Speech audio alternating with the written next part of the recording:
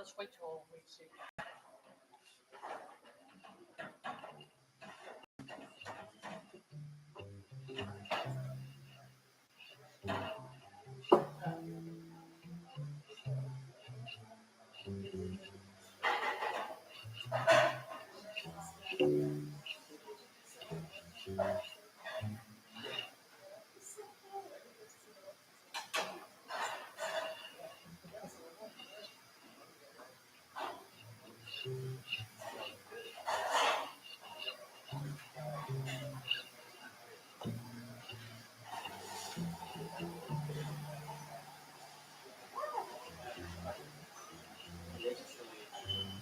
John Moore is speaking.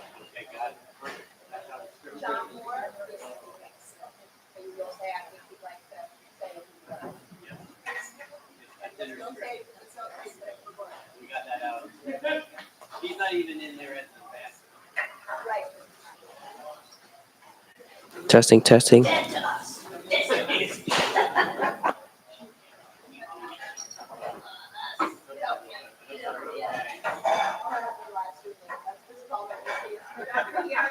Okay.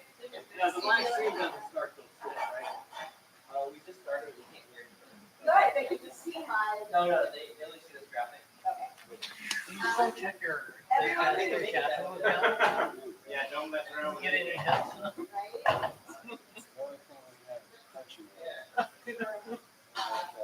Elton with the drop. Crunchyroll's the anime.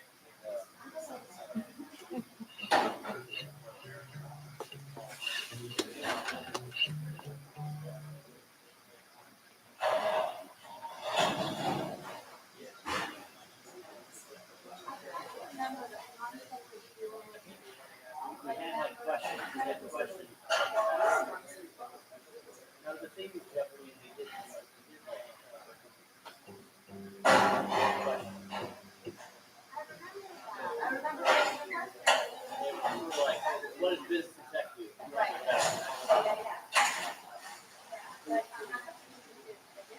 Yeah. Maybe.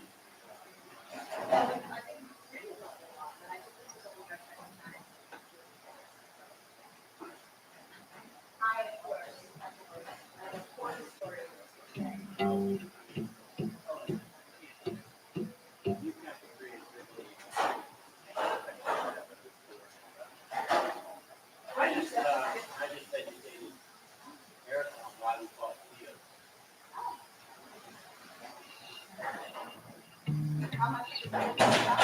I told her that started out.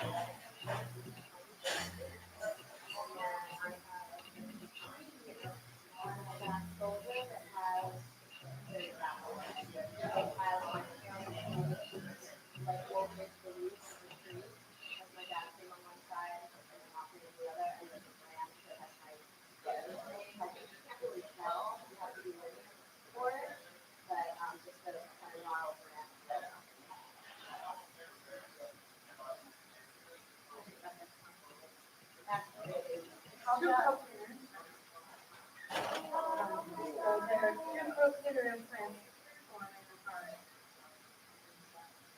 It's two, the restaurant. When did you get it?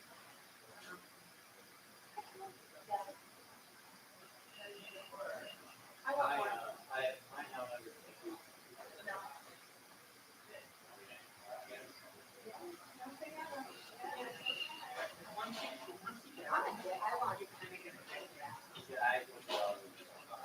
I don't know if I was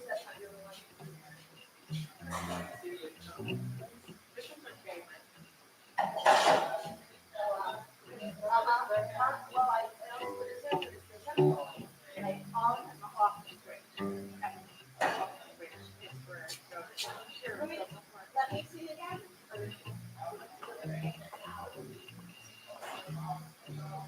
That's still on the opposite. Oh, that's good. Central.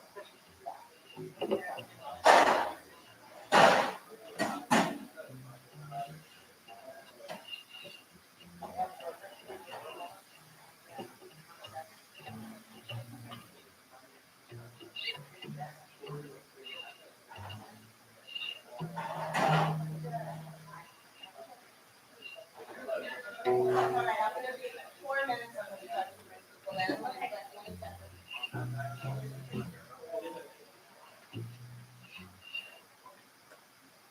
So I'm gonna start bringing people in 3 minutes. You guys ready? Or I'm asking, ready for 3 minutes? Okay.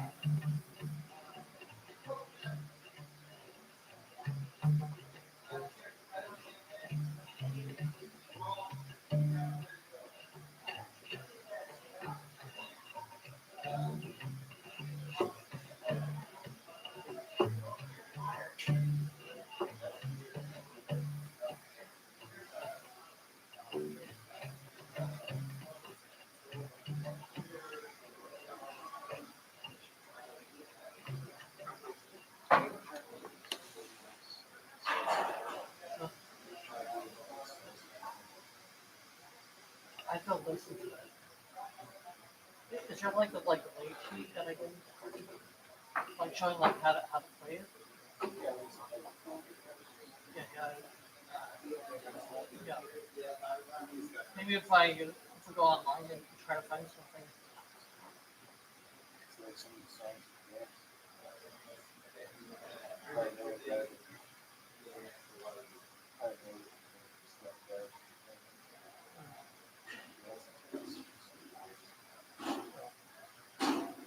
Yeah, but like the how to play it, I'm not sure.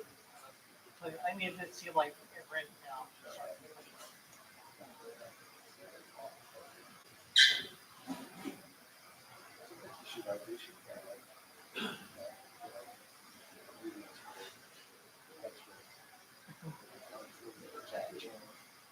Yeah, but that'll be like that'll be stunt work. Stuntman.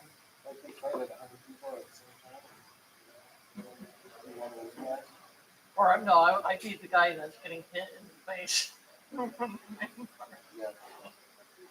Yeah, but you should like when people started stuntmen or like they start like very low, like they're the ones that are like throwing around and they don't get like their actual like lead roles until, you know, later on.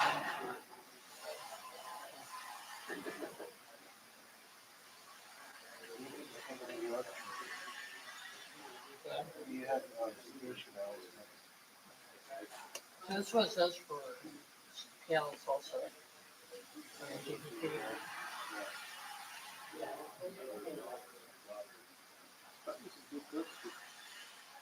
Well, this is the chat GPT.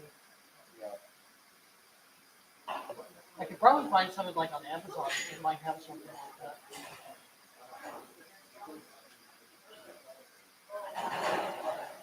So these are the ones that are great for social media. Here we go.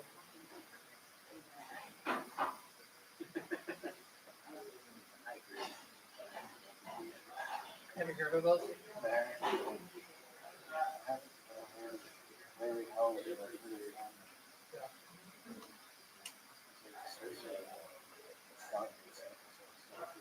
And then this becomes a salsa chord progression.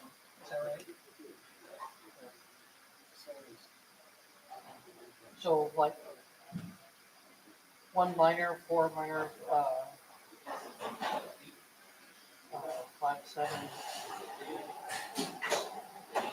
5/7, 1/4/5. We can try it next time we can. We should try to.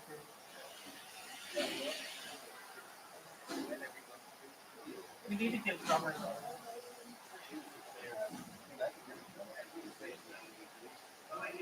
Just have a chauffeur pick.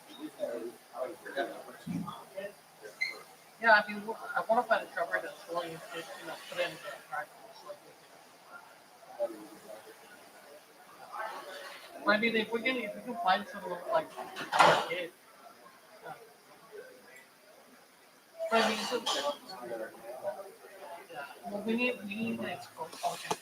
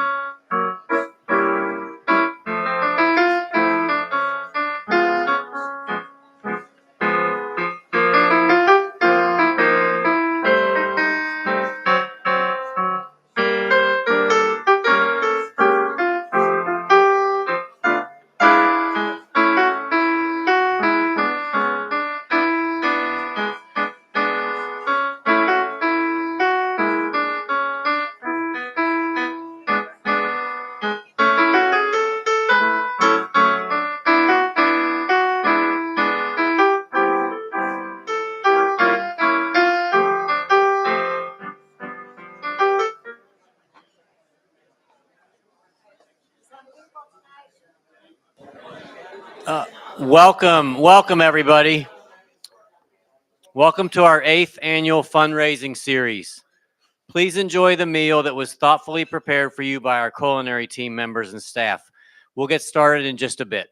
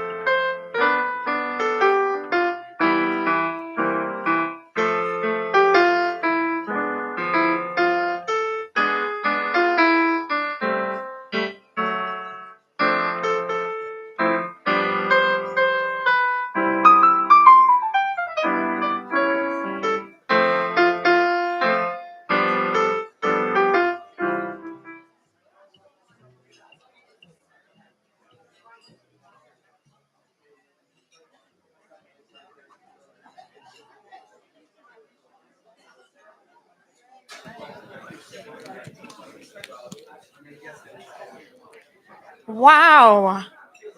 How about this fantastic music? Let's give it up for the Jazzberries. Well, here we are, Paul. It's happening. It's all happening. That it is. We like to think that we make these events look effortless when in fact they take months of planning and strategizing. True, but let's keep up the illusion. Like, I don't know about you, but I just woke up and stumbled into being an MC. No biggie. Ha, easy for you to say. You have a lot more experience performing than I do. Oh, come on. Don't be so modest, Grumpy Bee. Isn't there a statute of limitations on how long I'll be saddled with that old joke? I did play that role, and it was Paulie B, not Grumpy B, by the way, but that was 4 years ago. Okay. But it was pretty epic. Hi, everyone. I'm Erica Siegel, and I just became a member 3 months ago. I'm actually kind of blown away that I get to be up here today. It's an honor to say the least. I'm guessing most of you know my co-host, Paul. He's kind of a big deal, having hosted 2 telethons and acted in numerous Academy productions. Well, thanks, Erica, but I think you exaggerate my influence. I'm Paul Hennickes, Academy member since 2018. I'm guessing that with your background in finance, the fundraising aspect is near and dear to you. Paul had a successful 30-year career as a CFO and a huge role at the Academy overseeing our accounts and our audits. Let's just say I know how crucial it is for our sustainability to have the financial support of such a great community. People who will go the distance with us, who will keep us running smoothly, keep our wheels turning so we don't end up underwater. Gosh, Erica, whatever are you getting at? Our theme this evening is Try-Athlon, and we will run this bad pun into the ground. So buckle up, put your helmets on, and let's jump into the deep end. Well, that was a train wreck of metaphors. But trains was last telethon's theme, so before we begin, we'd like to acknowledge a few esteemed guests. On our board of directors, we have Dr. Matthew Thomas, Michelle Grimes, Rosemary Stack, Melissa Crowley, and Paul Hennickes. Hey, wait, that's you. Oh boy, you really are a big deal. That's me. And let's not forget our trustee emeritus, Joan Geyer. I didn't forget, I just can't pronounce that word. We also have many of our Academy ambassadors here tonight. We have Pete Abbott, Rich and Claire Segal, State Attorney Ed Brodsky, Margie and Stewie Bitterman, Cecile and Warren Culmer, and Robert Geyer. And John Moore is also here representing our generous sponsor, Williams Parker Attorneys at Law. And I think he'd like to say a few words. Please welcome Mr. John Moore.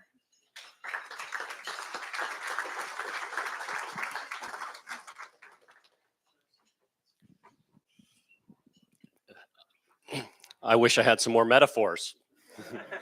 Thank you all. On behalf of my law partners at Williams Parker, we are so honored to be the sponsors of this event tonight.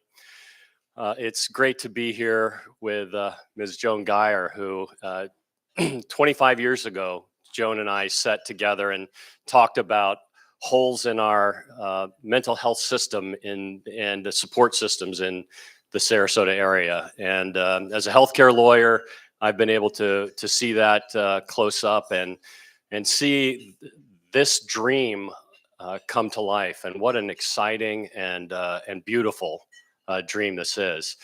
You know, I don't know if many of you have read Viktor Frankl's Man's Search for Meaning, but Viktor Frankl identified really that meaning in life is what people need and desire the most. And how do we get meaning? We get meaning from meaningful work, from meaningful relationships, and from finding meaning through our suffering. And that's exactly what's done here. What a great opportunity to train people and see people, the board in there of all the people who are working in the community and finding meaningful work. The friendships that happen here at the Academy, what an exciting thing. And then for people who have shared this experience together and can find meaning in what they've shared. what tremendous work is being done here. So again, we are so excited that this is happening in our community, that this need is being fulfilled in our community. And thank you for all you're doing. And please continue to support the Academy. Thank you. Thanks for your support. We are truly fortunate to have such amazing and generous people in our corner. And that goes for all of you here today. You're all heroes just by showing up. How easy was that? You get a participant's award, and you get a participant's award, and All right, Oprah. We get it. But in all seriousness, you know who else is a hero in my book? You, Erica. Oh, stop. What? It's true. You're unstoppable. It feels like you've been here forever. And I'm sure our guests don't know that in addition to mental health challenges, you have an additional challenge that you've had to overcome. That is true. What Paul's referring to is the fact that I'm also profoundly deaf. Yeah, the universe must have thought that I was handling bipolar disorder and major depression so expertly that I needed another challenge to occupy me. I have cochlear implants now, but I lost my hearing 12 years ago at a time when I was doing theater and feeling like I was on top of the world. Talk about a wrench in my plans. The hearing loss kind of put me over the edge. And yet here you are. It doesn't seem to have stopped you. Well, it definitely didn't get here overnight. I have already had issues with socializing because of depression. Being deaf can be incredibly isolating. I miss out on so much, and I feel like it's really destabilizing. But right from the start, I was determined to stay in the race. I actually ended up touring with the world with a deaf theater company for 7 years. It was an amazing experience. That is so cool. No wonder you took on this MC role so easily. I don't know about easily, but I'm so happy to do it. The Academy is such an incredibly safe and supportive community for me. I can totally relate to that. I've been a member for a lot longer than you, but my confidence was pretty low when I joined. By the end of my career, I had 3 hospitalizations because of my mental health in a span of 4 years. I realize now how much I defined myself by my career, and when I lost it, I wasn't sure who I was or what I had to offer. In my case, our executive director, William, provided so many opportunities for me to use my expertise to serve the Academy in ways that are meaningful for me. I can't imagine where I'd be without this place. It literally saved me. But it has taken time. Recovery is definitely a marathon and not a sprint. I think most of us have a William story. I've felt so inspired and encouraged by his energy and leadership. He has a way of making me believe that I can do more than I thought I could do. Yep, that's one of his superpowers for sure. He's also incredibly modest, so he's probably cringing with all this praise. Sorry, not sorry, William. It is my pleasure to invite to the stage our executive director, my colleague and my friend, William McKeever.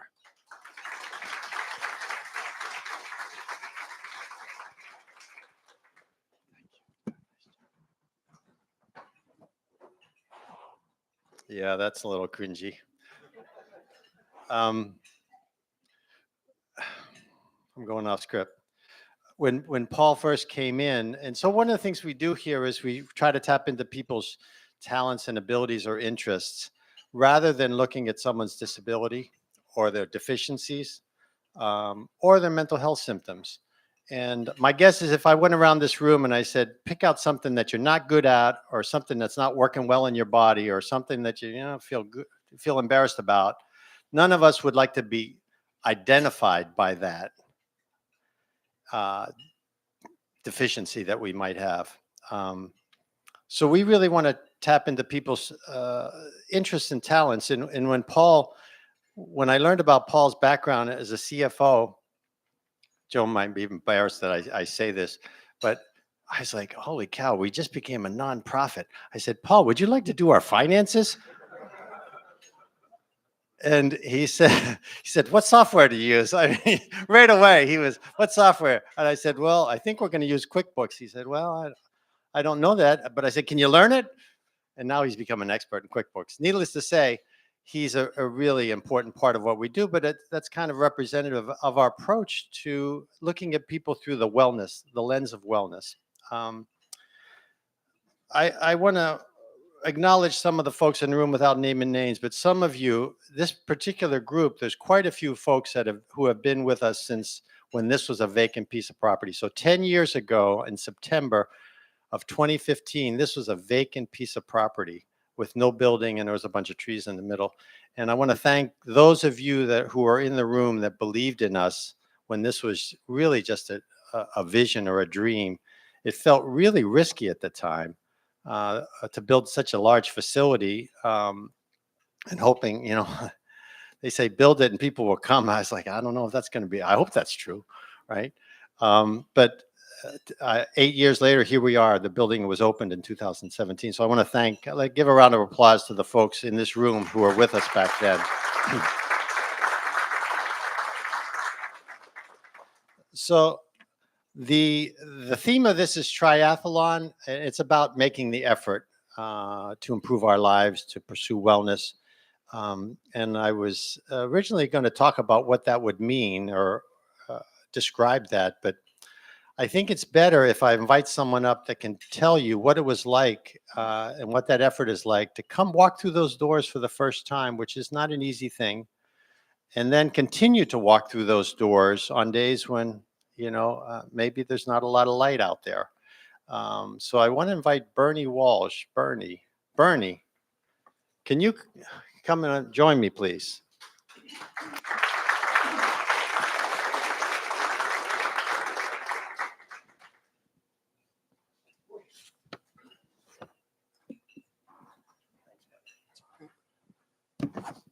So thanks for joining me, Bernie. Sure. Here we are. Ad lib. I'm wondering if you might share a little bit about what it was like for you before you joined. Could you give us a glimpse into what your life was like before? And you've been a member about 4 months now. So going back 4 months or before that, what was going on with you? Okay.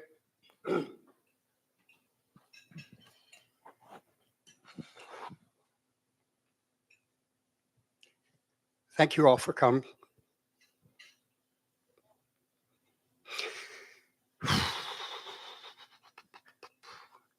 The support just blows me away. And I just want to let you know before I start, because I wasn't going to start here, but now I am.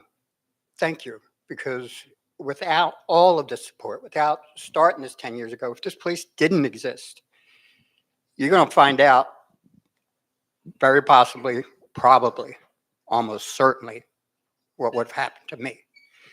So I am grateful for it all. My name is Bernie Walsh. I'm 64 years old. I'm just going to give you a little background here, a little snapshot so you know who's talking to you. I have 3 children, and I'll talk about them just a little bit, kind of continue the picture. My eldest, a scholarship to Johns Hopkins. My daughter, scholarship to FSU. She's up in New York City pursuing her dissertation, her doctorate in special education. My youngest is pursuing his doctorate out at Cal Berkeley. He was up at MIT before that.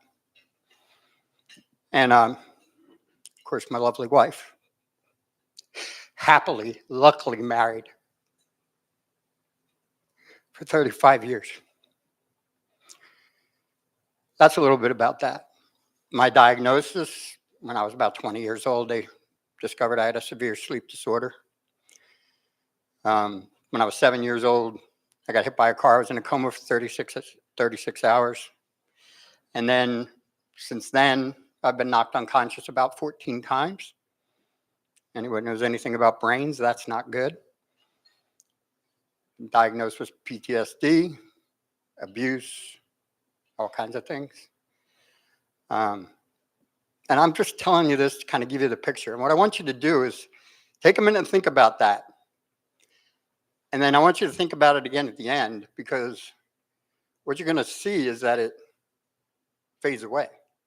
Like it's no longer anything I'm talking about. It has nothing to do with anything. It's forgotten. But not here. So about 3 years ago, my wife was diagnosed with pancreatic cancer. And we fought for a year. And I lost her. She was the love of my life. And about, excuse me on the timeline, but 3 weeks after that, I'm in the hospital. They just said I tried to commit suicide. And not really what happened, but I could see why they thought so. And then I came home about 2 weeks after that, still not even familiar with what's going on with grief and how that works into all this, just unaware. And I walked out my door. I came home. I took my medications because that's the last thing they said to me when I was in for suicide. I got Baker acted, the whole deal. And they say, make sure you take your medications. So I was making sure I took all my medications, all prescription. But anyway, I came home and took my medications. I walked out my door in my bare feet. Somehow lost everything, walked around the corner to the same address over the backyard. Walked into the house thinking it was my house, same number. And literally, if you see the dialogue and all the police reports, I thought I was home. I was like, what are the cops showing up here for? What are we doing? Right? I don't remember any of this, by the way. I woke up in jail. I found out 2 weeks later that I'd also been back to the hospital for surgery on the back of my leg, where an attack dog had taken out the back of my leg. And then the other thing I found out in jail was I didn't really belong. That's what they said to me. They're like, what are you doing here? Like, I know why I'm here. What? I'm like, I don't even fit in there, right? I'm like, I got out. By the way, if you want to become a Glengarry member, you are vetted, and you cannot have any court proceedings or anything going on. I know this because I had to get everything cleaned up, which I did, and still tried to get in here. Now, by that time, I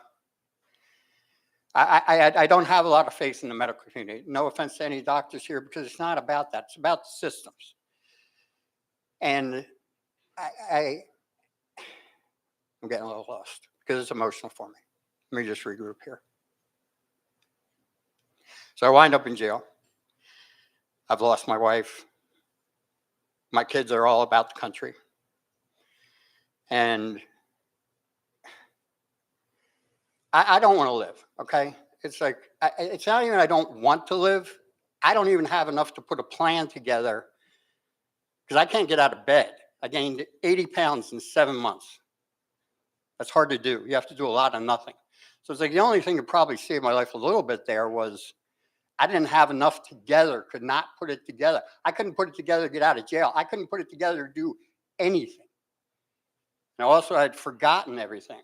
And I didn't know how to do anything. I ran an Ironman triathlon. It was a 2.4-mile swim. I was in the water recently. I could not swim, period. It's like I have nothing to go forward with. I have no faith in anything. But I have spoken to Glengarry. There's a couple things that start to come through. It was free. If it wasn't free, because I had been asked about grief counseling and what insurance I had, and I'm like, so it was free. They said they didn't have the answers. I was like, and I sent my son a picture of the place, speaking of 10 years ago. And he looked at it and he said, Dad, that's great. He goes, heck, I want to go there. I want to see the studio. He says, that's terrific. But they were truly happy for me because you know what they didn't want to do? They didn't want to lose their dad too. They did not. Even if I didn't care, it's like, I didn't know. And we were all grieving, but it was like, they didn't want that. And it winds up, I didn't want that either. So all I can tell you is it was dark. I had been hospitalized. I'd been in jail. I'd gone back to the hospital. When I heard Paul practicing. And every time he says, I was hospitalized a few times, and I'm like, oh my God. Like, I know all the things, that had to happen with me to get there. I'm like, holy smokes. And that's what happens here for me.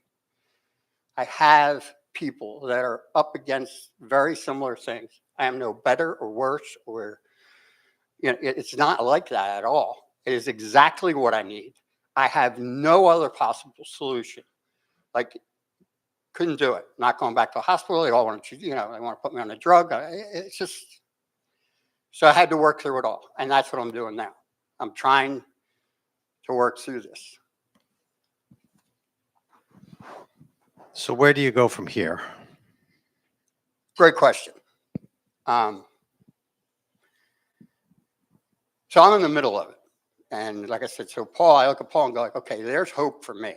You know what I mean? I go like, he's up here, and I just see what he does, and I'm like, okay, there's hope for me. And the first thing I need to do is show up every day. That's why I thank you for showing up. I really do, because you're 90% there just by showing up. And I have, well, you can ask Ben, who works with me. I work in culinary areas back there. That was my little goal setting. It was, okay, let's keep it simple. Just show up for 3 months. 3 times a week, half a day. I'm building my stamina. I was in bed for 6 months. I can't even get through a day. I go home, I am exhausted. That's like what I've been building my stamina. Like today, I started at 9 o'clock this morning, had a day, get done. I'm here now. Never would have happened. So I'm taking these steps, right? I go, where to from here? So there's a lot for me to do. I was going to come back to my children. I had it all really well organized, but it's all gone now. Yes, it's definitely all right to laugh. Just gives me a chance. So where do I go from here? Forward. I just want to give you a little snapshot of my day today. Today, I met a new staff member. And it's like, I wonder all the time, how do you find so many dedicated, wonderful people? And I met a new one today, starting today. And I was like, there's a new staff member. I had a visitor come in my age group, came in to see culinary like I did.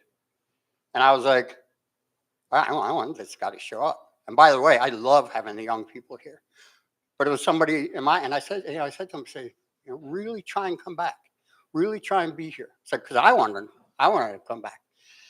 And then when I was in the kitchen today with my fellow members, a bunch of young guys, good guys, who are standing around here, we had a little laugh. And it's like, what they don't know is we were talking about who we would be as WWE guys, right? And I'm like, I don't do that type of stuff, okay? And it's like, and I chuckled like I was in. I forget who they made me, but it wasn't important. I chuckled to myself. And what they don't know is it's been at least 3 years since I've had any light whatsoever. And what that meant to me today. And it's like, that's why I mean when I say you're showing up. It's like, so here's the deal. Literally, you have saved my life. And I wanted to introduce and talk about my children a little bit because I just got back from Thanksgiving seeing my daughter in New York City. And it's like they were all grateful. My daughter was like, hey, Dad, you made it. You got here, you got back. I'm going to be honest with you. She joked me and she said, and no cops or no. I was like, come on, man. Come on. Like that's just, that's love. She laughed all the harder, just like her mom. And then finally, my oldest, a few weeks ago, told me I'm going to be a grandfather for the first time.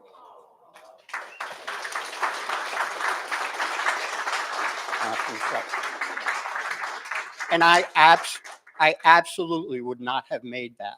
And I am, it's like I just want to share with you how it's impacting my children and what they might do and who they talk to. So finally, I'm gonna go for my real courage today, what I was afraid to say today, because I wasn't too afraid about standing up here.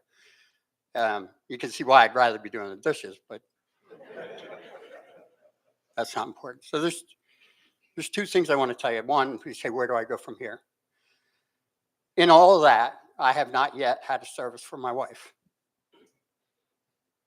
And I promised myself that I would say that tonight and tell you that I'm working towards that.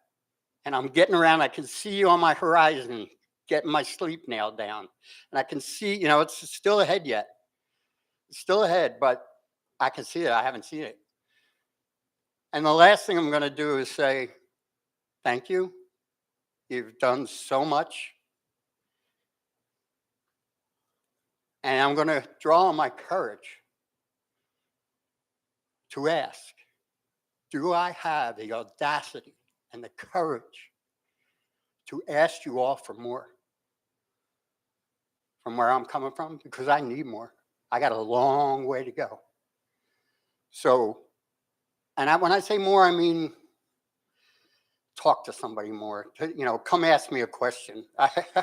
Somebody come up and asked me one time to see my scar, and I was like, I can't really do that, but I would. I mean, if you ask me, you can ask me about any of this. It's just, that's kind of where I'm at. Okay, so it's just where I'm at, and I am asking for a little bit more. However that is to you, just talk to somebody at your table. Think about somebody else you could get involved, because I want to see this grow.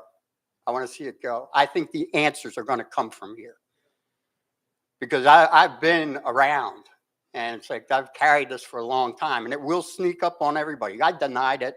It's like I said, think about it now. I started in the beginning with my diagnosis, and it's like, I ain't even gotten step one on that yet. I'm just trying to survive, right? So it just kind of all fades into the background, and you know, it never happened. It's like, yeah, it did happen, and I'm still up against it. I still need more, and I'm asking. Thank you. Thank you, Bernie.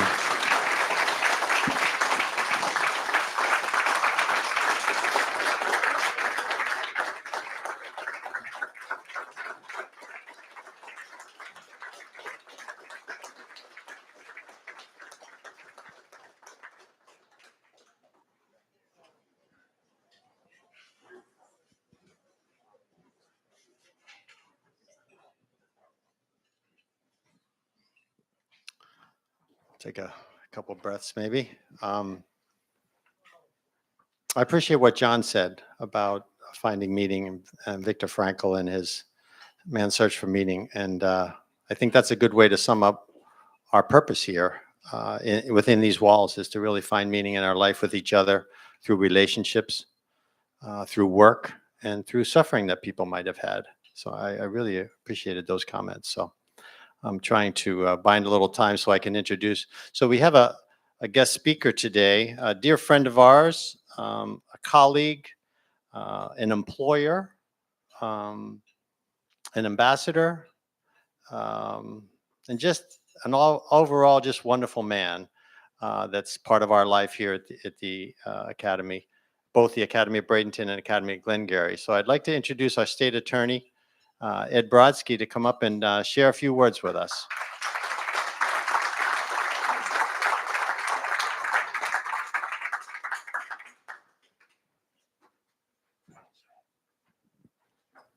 Well, good evening, everyone. I'm still very touched and moved by Mr. Walsh's words today.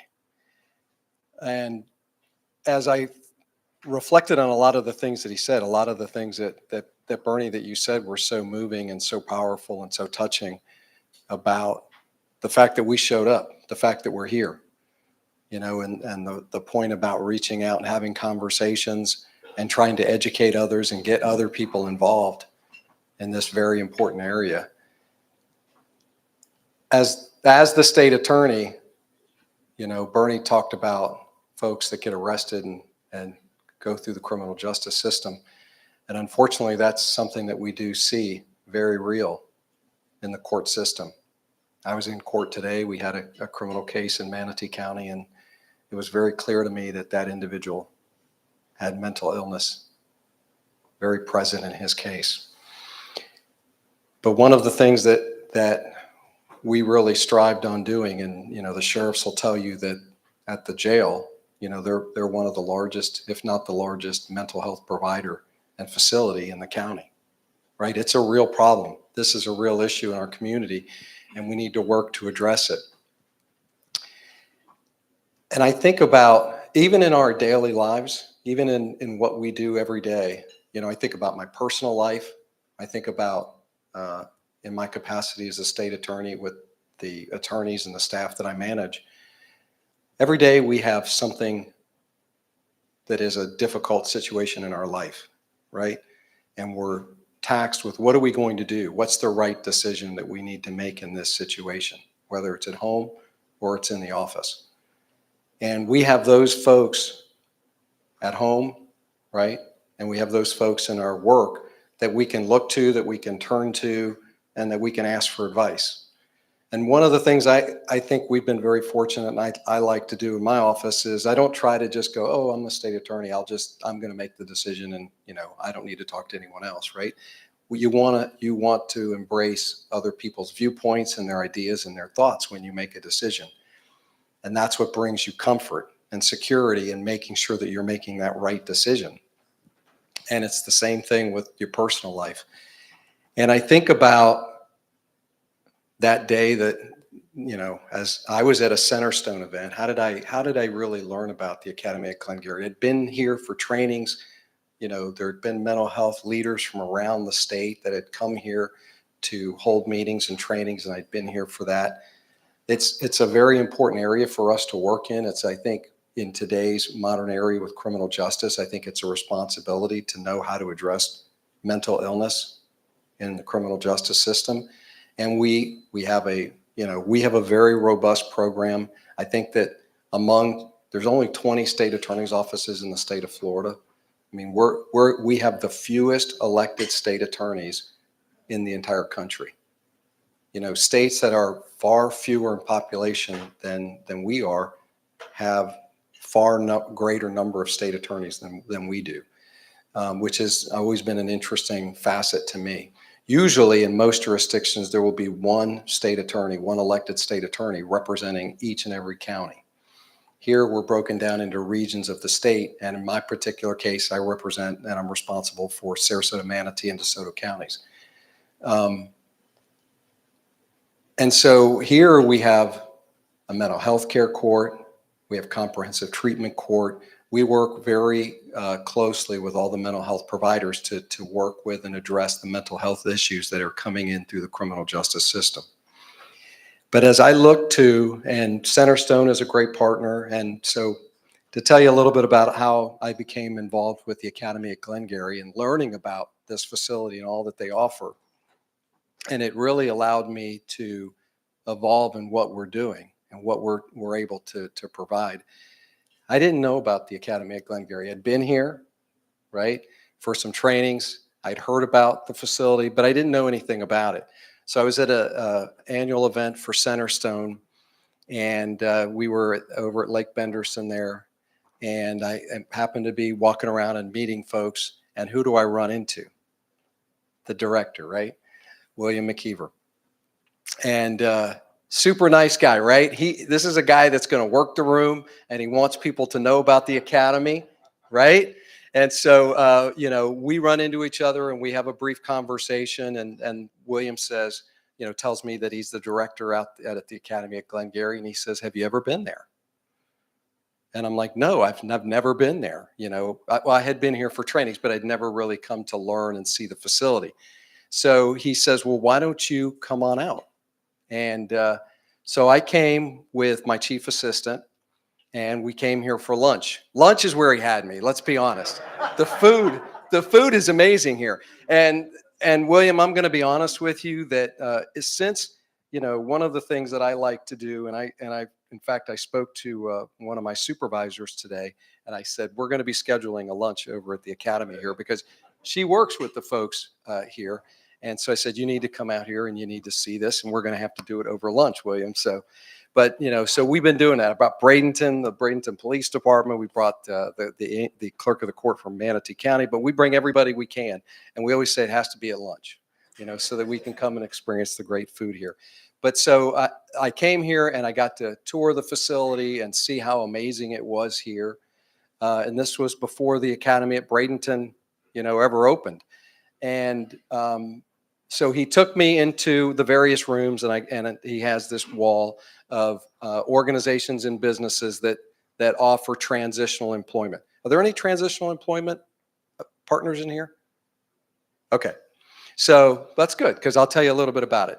So, so he takes me over to this room that has a wall of employers in the community that offer transitional employment to members of the academy. And so I'm like, well, what is this? What does this mean? And how does this work?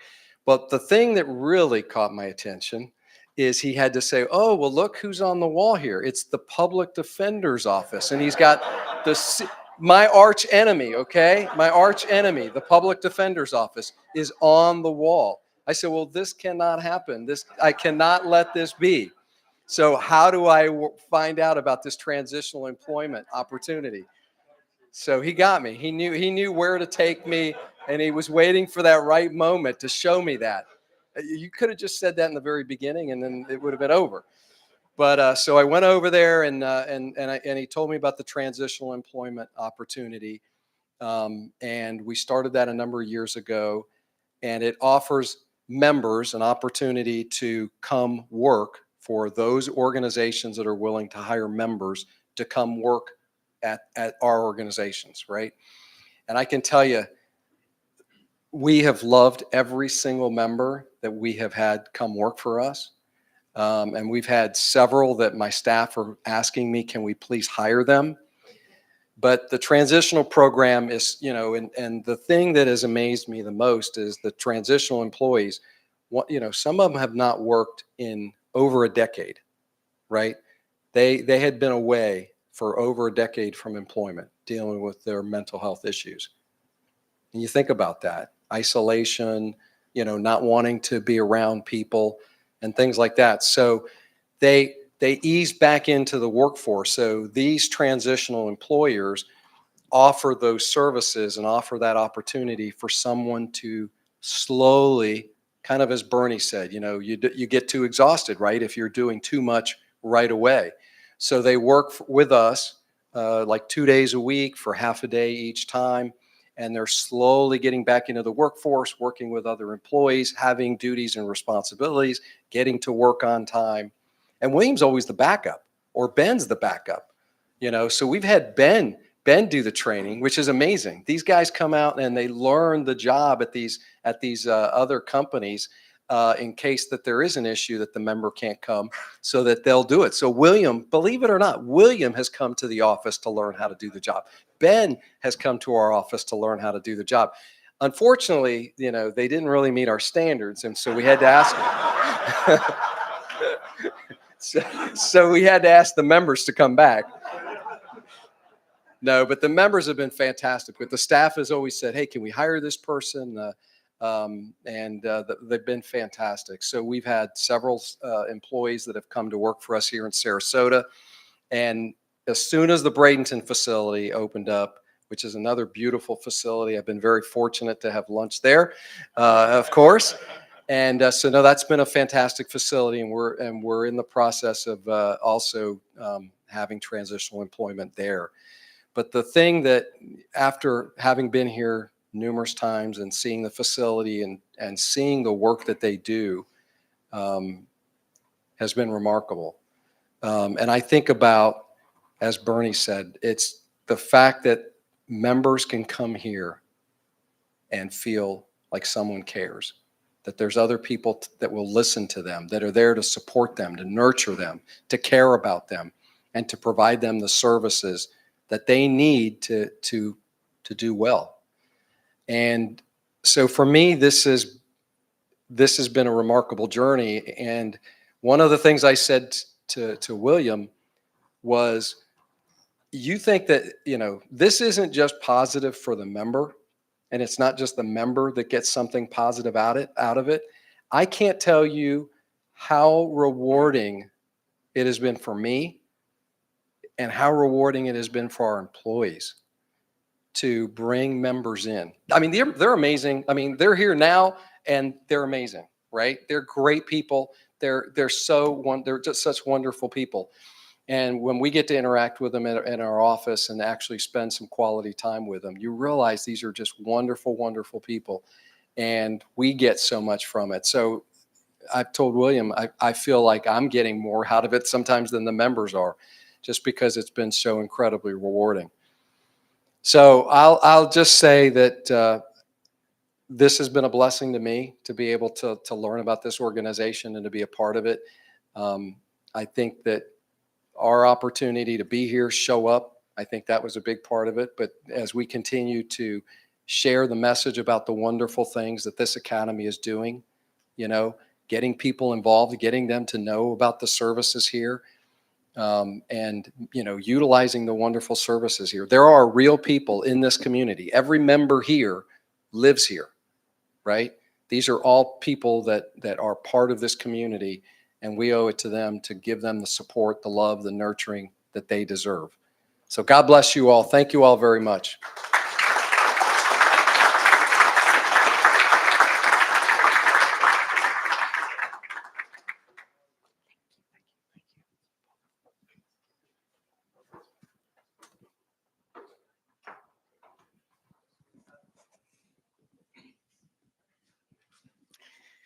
William has such a way with words. And thank you, Bernie. That was very moving. Mr. Brodsky, we're grateful for you.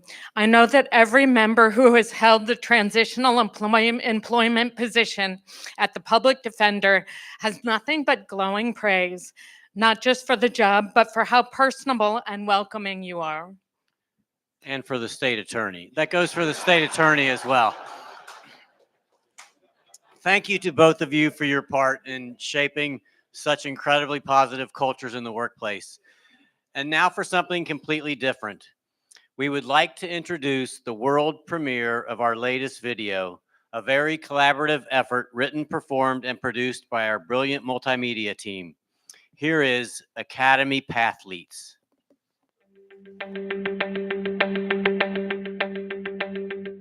Welcome to the first annual Academy Try-Athlon, where we are setting the pace in mental health. Let's go to our host, David Myersberg, where he meets with our Academy Pathletes. Welcome to the Academy's inaugural Pathway to Success Try-Athlon, where the difference between triumph and try is, well, just a little oomph. Today, we pit 3 Academy Pathletes against the clock and each other as they compete in the ultimate battle of skill, stamina, and goal attainment. The path to success today will be measured in 3 electrifying races: the stirring culinary plunge, the grueling design rotation, and the intense business and technology track. Jody is right over there warming up. Let's see if we can get an interview. Jody, you look like you're deep in concentration. Can you tell us how you've been preparing for this event? I would love to. Thank you. You know, a few years ago, I was at an Academy luncheon and I heard a fellow member and pathlete say something that I will never forget.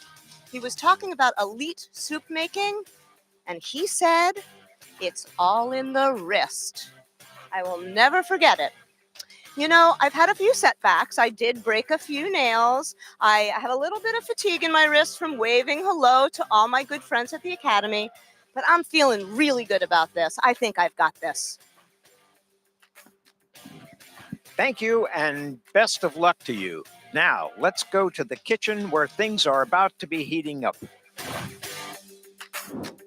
Or you could say things are beating up. Today, we're taking a deep dive into the art of whipping cream, armed with only a whisk, a chilled bowl of cream, and memories of a Gordon Ramsay video on TikTok. These 3 pathletes are on deck to whip cream to soft peaks before moving on to the next leg of the race. On your mark, get set, whip it good. And we're off. Vanessa is moving nicely. She's using the figure 8 methodology and is making lots of progress. She's really putting her all into this. Jody is making some progress as well. She's using the back and forth methodology and is really commanding the cream to whip. Notice how relaxed her wrist is as she's going through this. Jacob seems to be struggling a little bit. And oh no, he has lost his whisk. This is going to cost him. But oh, he's recovered. Nicely done, Jacob. Nicely done. Done. Whisk down. Nice. Well done, Jody. Looks good. Let's give it the test. Well done. Well done. Whisk down, and here we go. Nice form, soft peaks, and here we go. Nicely done. Jacob is still working with determination we've not seen before. Let's see how this works out. Done. Okay, let's take a look here. All right. Oh, I'm sorry, Jacob. Your cream is as wet as a bartender's shoes on New Year's Eve. But still tasty. Don't worry, don't despair. We still have 2 more events for you to earn your gold. Pathletes will now move to the graphic design and multimedia arena for the next leg of the race. Here, they will fold a stack of 100 newsletters and get them into envelopes. The folds must be precise and the crease crisp. It looks like Jacob's performing some kind of ritualistic dance. Jacob, can you come up here and tell us what that's all about? Can I talk to America for a second? All right. I'm limbering up. I had some trouble with the culinary plunge, and I just wanted to make sure that I got into this leg feeling loose. I spent a lot of time formatting and proofreading the newsletter so I feel familiar with the content. And I feel like I'm in a good position to take this competition. Good. Well, the best of luck to you. Now, Jody, because you won the first challenge, you get to choose which pile you would like to fold. What's the difference? Absolutely none. Oh, good story. Cool. I will take this one. Good choice. Okay, pathletes, take your places. Oh, that was fast. Wow. On your mark, get set, and fold. Athletes have to balance speed and precision as they race to the finish. Ow.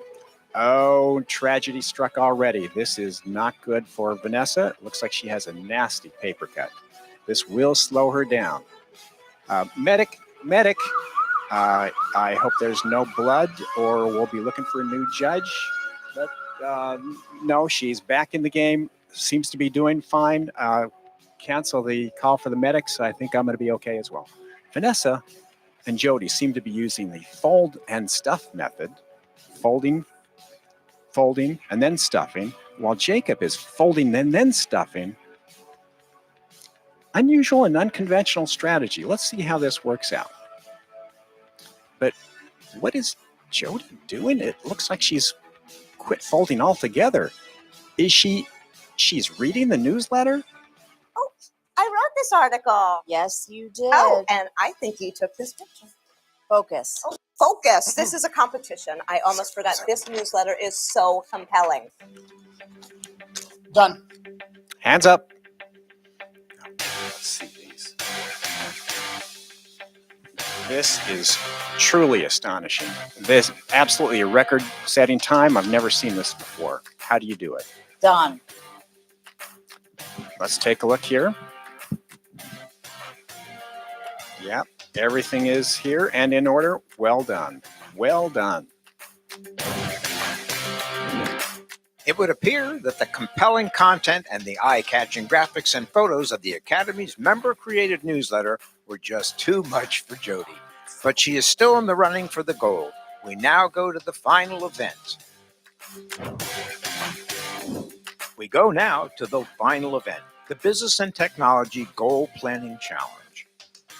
Pathletes will buzz in for every goal that they've accomplished based on the 8 dimensions of wellness. The judge is standing by with the data to support their claims. Pathletes, are you ready? We're ready! The first category is physical wellness. Whoa, okay, let's see. Jody, you buzzed in first. What's your goal? Well, I started walking every morning before breakfast, and I haven't missed a day in 3 months. Judge, goals confirmed. She is a walker. Jody, take your step. Excellent. Next category, intellectual wellness. Vanessa, you buzzed in first. What's your intellectual wellness goal? Let's see. I've learned how to triple a recipe, how to run a report in Excel, and how to write a professional email. Well, aren't you the overachiever, Judge? Well done. Take your step. Our next category is occupational wellness. Jacob, what is your goal achievement? Well, I've been promoted to assistant manager at work. It was scary at first, but now I have the confidence to be an effective leader. Judge, do we have got promoted in his goal planning? We sure do. Jacob, take your step.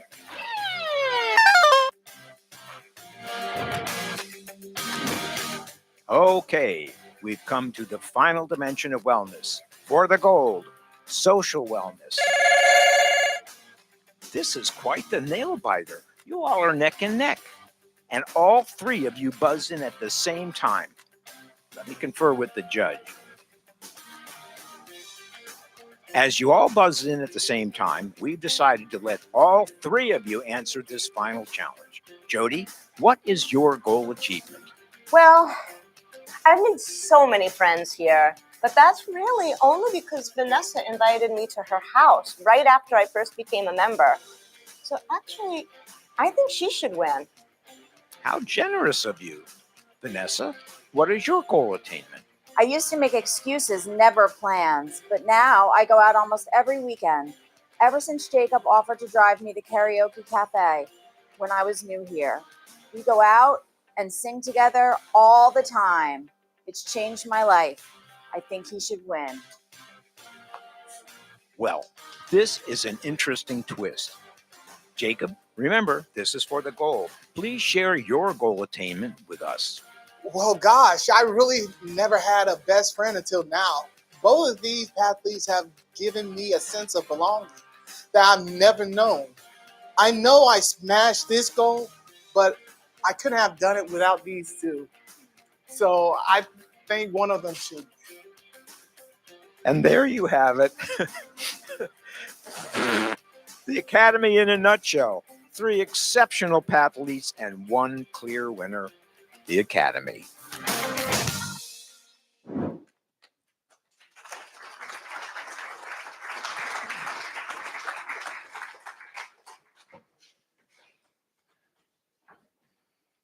You know, the cynic in me might call that ending corny, but it's actually so accurate for the way we support each other here. I could totally see that happening. I think it speaks to a culture that's so safe that we don't feel the need to outdo each other or fight for credit. And Erica? I'm here. I'm okay. I just got a little emotional. Like I said earlier, I'm pretty new here and I still get so blown away at how nice everybody is. While true, you do know that was scripted, right? Yeah. And a comedy? Well, to be fair, I cried at home alone. Okay, all joking aside, it strikes me as really powerful that our mental health can also be so profoundly impacted by something as simple as collaborative work. I mean, that video pulled in so many diverse people and talents. Very true. But for me anyway, it's not just the work. It's the culture that makes every member a stakeholder and a decision maker, not just in their own recovery, but also in the future of the Academy. I don't disagree, but I'm telling you, working on the culinary team has been transformative. I'm kind of obsessed. One of my proudest moments was having my parents over for dinner recently and being able to serve them a meal that I was proud of. I think they were kind of shocked. And not for nothing. Since adopting a healthier appetite, a healthier diet and lifestyle, I've lost 30 pounds. That's great. Congratulations. The 8 dimensions of wellness really all tie in together as a holistic approach to mental health. By working in the kitchen, you're improving your physical wellness along with your social wellness, intellectual wellness, and even financial wellness since you're not spending a fortune eating out every night. That's so true. I hadn't thought of it that way, but you're right. I was just thinking it was fun and the food was really good and healthy and delicious. Also, all true. What do you guys think? How was the food today?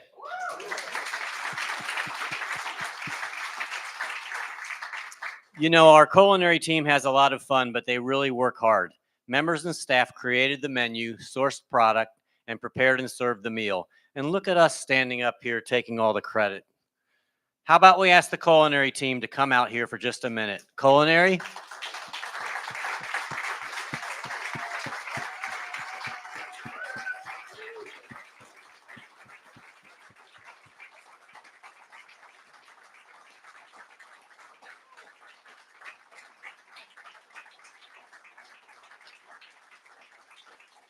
Okay, folks, we're going to take a brief intermission while we clear your plates and serve coffee. We'll be back in 5 minutes. On your mark, get set, go.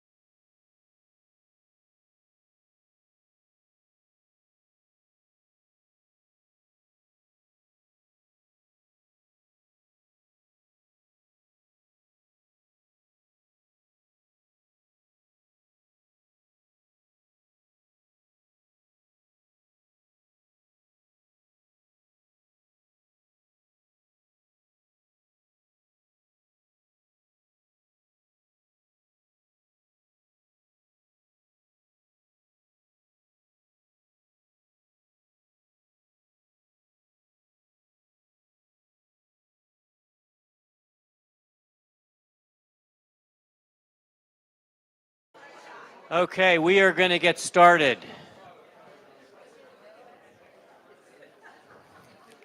We're back. We are We're back. back. So, real quick, before we get started, I want to acknowledge a major milestone for one of our members. As many of you know, one of the biggest goals that members often have when they join is a stable, long-term employment. So we'd like to congratulate Paul Matheson on his 10-year anniversary at the YMCA in their maintenance department. Woo!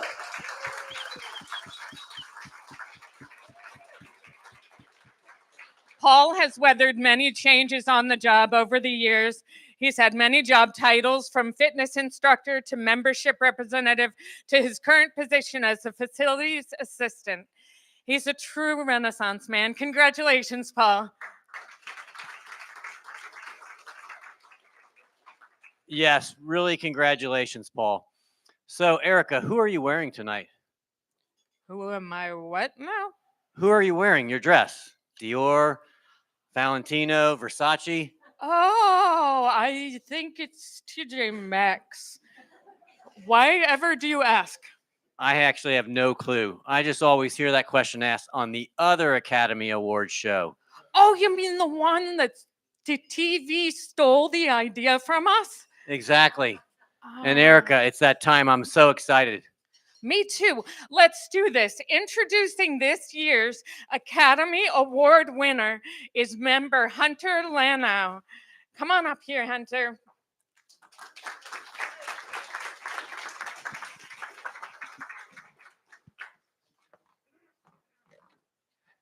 Thank you so much, Paul and Erica. And it's Lanu, not Lano. Don't worry, you're forgiven for now. All right, good evening, everyone. I would love to say that this Academy Award honors an esteemed Academy ambassador and a true friend of our community. He is a retired licensed mental health counselor who has volunteered his time and his expertise over the past 5 years to provide support services to our members and their families. In recognition of the many ways in which he has strengthened our mission and promoted mental health wellness, we would like to bestow this award to. Why am I so nervous? And where's the envelope? The envelope. Thank you, Paul. I'm so nervous I can't even open it. The Academy Award goes to Rich Segal. Please come on up.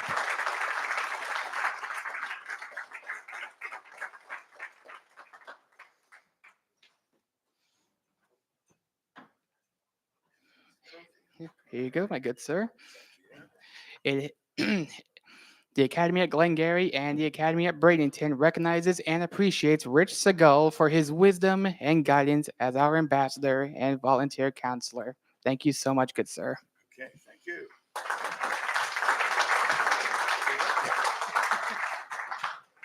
Thank you all. First of all, I really want to thank Bernie for sharing his story and his voyage with us all. It was really quite meaningful, and I think it speaks to many of us and our trying to understand how we move forward in our lives in a meaningful way. Several years ago, my wife and I attended a presentation at and about the Academy. Good friends of ours, the Baransics, sponsored this event and invited us to join them, knowing I was a therapist and thought I would appreciate hearing about its mission. I was drawn to the Academy in the way it looks at and works with mental illness. That evening, I met William McKeever and started a conversation about how I might use my education, experience, and passion to work with the members and help them realize their potential. A few weeks later, we were invited to some of the lunches and dinners that the members made and served us. Other members planned and presented the program, and I was so inspired watching them, totally involved with what they were doing. I knew then that I wanted to be part of engaging with these members and their families. After hearing their stories, their growth and progress was beyond what I could have possibly imagined, as we constantly see happening here. A productive path toward independence, health, and satisfying lives are goals the staff at the Academy nurtures and that members strive for. My role here at the Academy is meeting members and their families and help and support them to work towards these goals. It's not an easy road as they navigate their way. However, the care, respect, and knowledge that they are receiving at the Academy gives them optimism about their futures. It has been and continues to be a privilege for me to help support their efforts in their journeys. Thank you.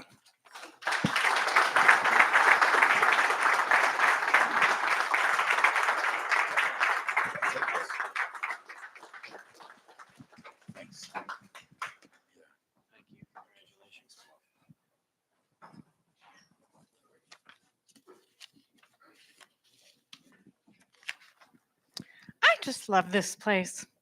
Thank you, Rich, and thanks, Hunter, for presenting the real Academy Award.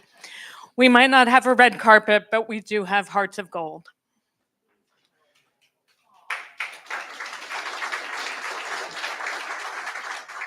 You know what else that other show doesn't have? They don't have anyone with the grit and the courage as our next speaker.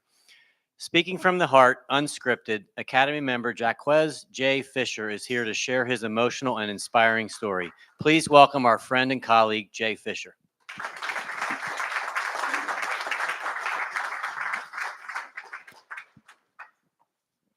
Let's take a few steps. 1, 2. Hello, everyone. Now, I know you're wondering, why am I up here? What story do I have to tell about myself? Well, back when I start from when I was a kid, going up to where I am now and how I got here. So growing up as a kid, I was raised with family of 5, and I wasn't getting attention. So I started to do whatever it takes to get attention by it. And it seems like negativity worked. So my parents reacted to me when I was being negative. And during that process, I used that until I was 13. And it didn't work. And then some reason I started to have like hearing voices. And my family said, hey, it's just religion. Just pray about it. Let it go away. And as soon as I turned 17 and as I got older, it started to get worse. And the voices were telling me a lot of things, which wasn't normal for someone that was listening to religion. So I went to a psychiatrist, and they diagnosed me with bipolar, psychosis, major depression, and ADHD and PTSD, and a lot others that I don't remember. But during that process of going through that, Centerstone helped me, got me on the right medicine, and they have helped me, throughout my mental illness. And going as an adult at age 23, now that's when I was like, I gotta move out of my grandparents' house. I have to move out and do something independently. And my mom took me in, and I moved out, went from my grandmother's house to my mom's house, and then she had a mental illness, and she kicked me out. So I mean, my grandmother was absolutely, she was fine, but when I moved to my mom's house, is when it started to get worse. So afterwards, after that situation, I went to the hospital. They said, hey, I'll find you a place to stay. Second Heart Homes was available, and I got in. And that was good.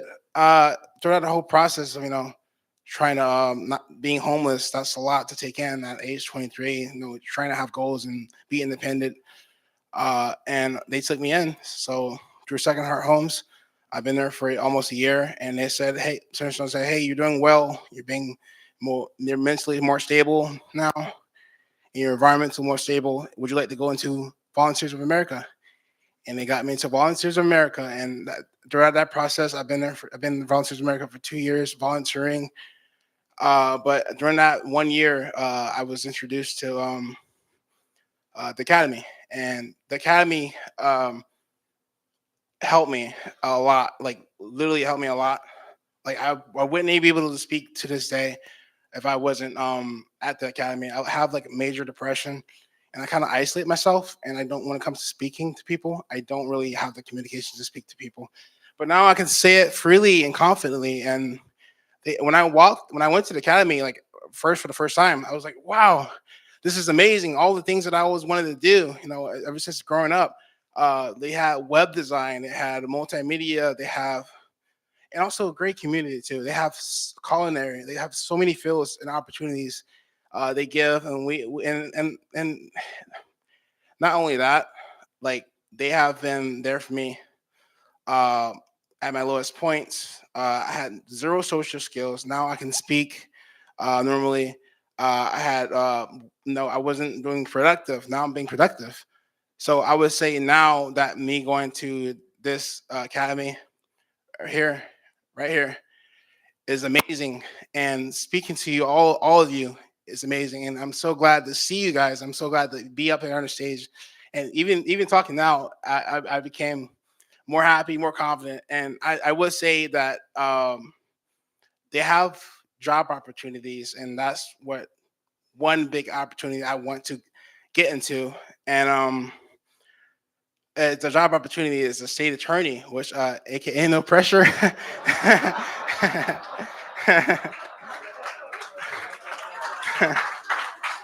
I want to say thank you. Also, I'm not being negative to get attention. I'm being positive. So.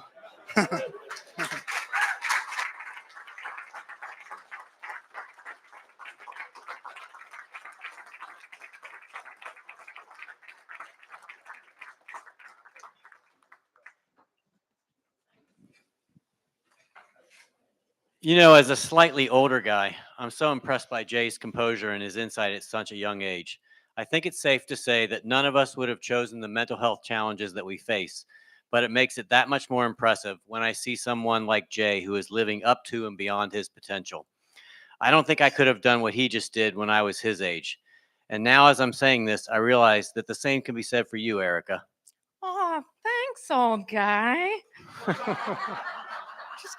Just kidding. For real, though, it's kind of you to say.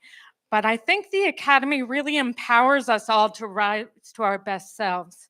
I see it all around me here. It's really hard to put into words, but I think that everyone who comes into the building just feels it. I agree, and I know I'm biased, but I can't imagine a better group of people to support. And that brings us to one of the reasons we are here today, to ask for your support. I'd like to ask Trevor Holroyd and Jen Page to the stage to talk about how you can be a part of our success and sustainability. Please welcome Trevor and Jen.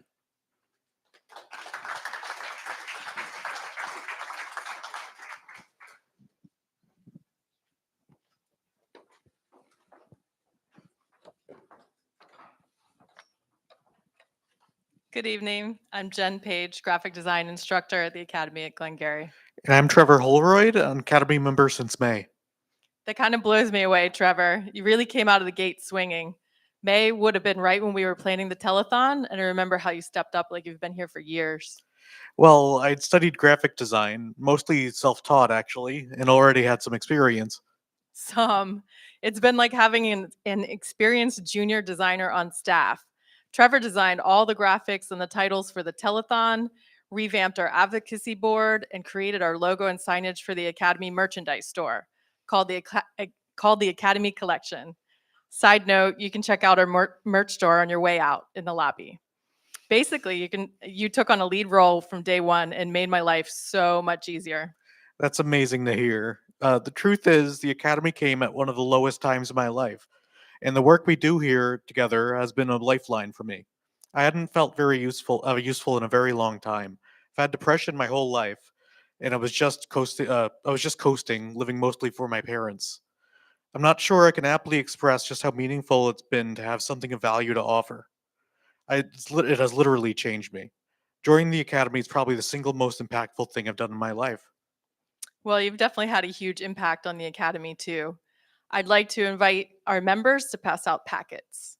Inside, it will explain how you might consider supporting the Academy and joining us in transforming the lives of members like Trevor and those you've met today. And it gets better. All individual donations of $100 or more, up to an event total of $25,000, will be matched dollar for dollar by the Hand Up Empowerment Fund. In other words, Academy services are a hand up to our members to reach their potential rather than a handout. Oh, also, member Paul Matheson, we just mentioned, celebrating 10 years of employment, created the artwork featured on the packets tonight.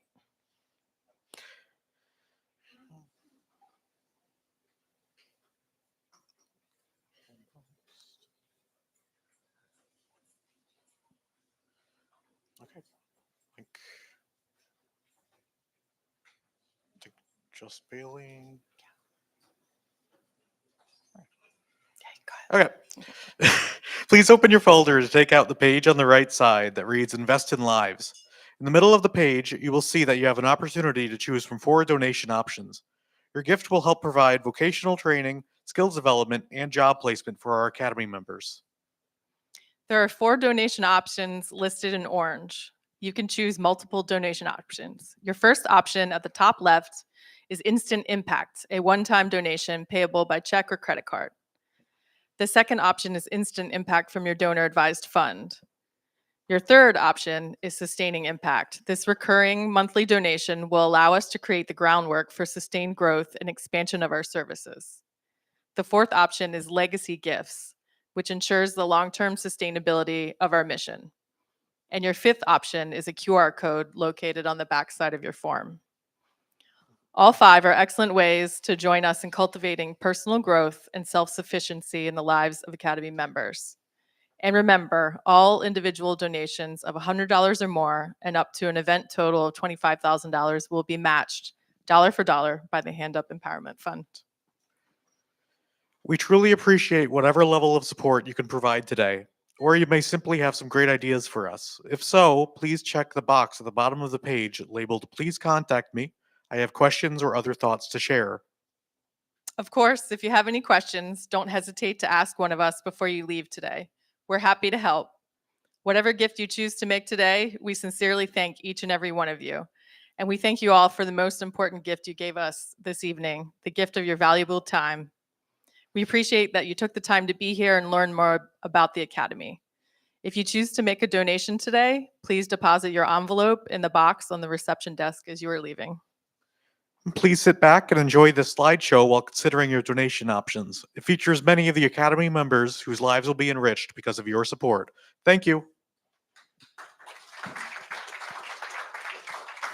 May the best of your days be the worst of your tomorrows. Whoa. And may the road less paved be the road that you follow. Whoa. Well, here's to the hearts that you're gonna break. Here's to the lives that you're gonna change. Here's to the infinite possible ways to love you. I want you to have it. Here's to the good times we gonna have. You don't need money, you got a free pass. Here's to the fact that I'll be sad without you. I want you to have it all. Oh, I want you to have it all. I want you to have it. I want you to have it all. May you be as fascinating as a slap bracelet, and may you keep the chaos and the clutter off your desk. May you have unquestionable health and less stress, having no possessions though immeasurable wealth. May you get a gold star on your next test. May your educated guesses always be correct, and may you win prizes shining like diamonds. May you really own it each moment to the next. May the best of your days be the worst of your tomorrows. Whoa. And may the road less paved be the road that you follow. Whoa. Well, here's to the hearts that you're gonna break. Here's to the lives that you're gonna change. Here's to the infinite possible ways to love you. I want you to have it. Here's to the good times we gonna have. You don't need money, you got a free pass. Here's to the fact that I'll be sad without you.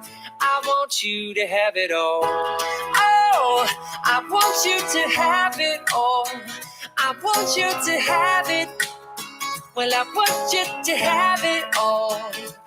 Oh, I want you to have it all you can imagine. Oh, no matter what your path is, if you believe it, then anything can happen.